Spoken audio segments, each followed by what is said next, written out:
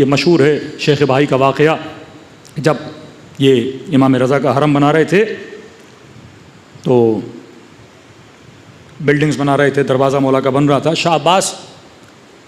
حرم کے وزٹ کے لیے آیا، کیا دیکھا ابھی تک امام کا دروازہ نہیں بنا، کئی دن گزر گئے، تو پوچھا مزدوروں سے کہ دروازہ کیوں نہیں بنا، تو کہا کہ شیخ بھائی نے ہمیں روکنے کو بولا ہے، تو بادشاہ تھا، انہوں نے آرڈر دیا کہ چھوڑ دو شیخ بھائی کو، دروازہ کمپلیٹ کرو، انہوں نے بول دیا، مزدوروں نے سارا دروازہ بنا کے کمپلیٹ کر دیا، یا پیچھے سے شیخ بھائی آئے، انہوں نے مزدوروں کا جناب میں نے منع کیا تھا دروازہ نہ بناؤ، تم نے کیوں بنایا؟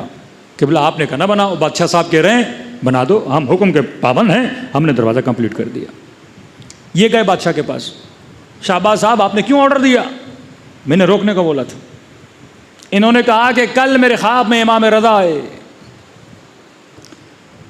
اور انہوں نے کہا کہ میرا دروازہ ابھی تک بنا کیوں نہیں ہے، دروازے کو جلدی کیا کیا جائے، بنایا جائے۔ شیخ بھائی اپنی جگہ پہ بیٹھ گئے، کہنے لگے کہ میں نے دروازے کے لیے روکا کیوں تھا، آپ کو پتہ ہے؟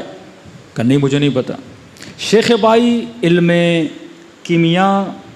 علم نجوم اور علم اعداد کے بھی ماہر تھے، آج بھی ان کی کتابیں موجود ہیں، تعویذ کے حوالے سے،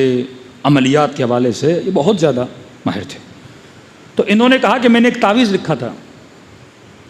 اور اس تعویذ کو میں نے دروازے کے اندر ڈالنا تھا، اور وہ تعویذ ایسا تھا کہ امام رضا کے حرم میں کوئی بھی گنہگار داخل نہ ہو سکے، مطلب اس حرم میں وہی داخل ہوگا جو صاحب تقویٰ ہوگا۔ لیکن کئی دنوں سے مجھے دیر ہو رہی تھی وہ تعویذ مزدوروں کو دوں اور دروازے کے اندر اس کی چنائی کی جائے تاکہ کوئی نہ آ سکے، اور آج آپ امام رضا آپ کے خواب میں آئے ہیں، انہوں نے کہا دروازہ بنا دو، تو گویا مولا نے پیغام دیا کہ جناب میرا حرم صرف متقیوں کے لیے نہیں ہے، یہ حرم بنتے ہی اسی لیے ہیں تاکہ گنہگار آئے اور حرم سے ہور ہو کے باہر چلا جائے۔